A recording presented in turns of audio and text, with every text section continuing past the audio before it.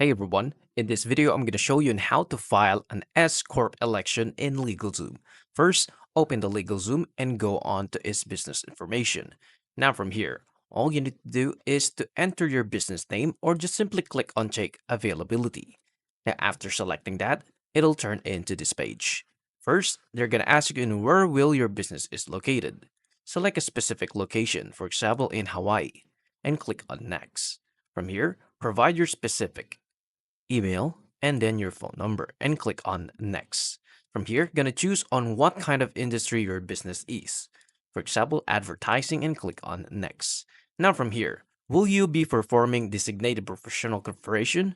You can choose no, I don't need a professional corporation or just simply go on yes, I need a professional corporation, but it only cost of $50. Click on next. And will you have employees in the first 12 months? If you have one, click on yes. If you don't have and just yourself, click on no. And then click on yes.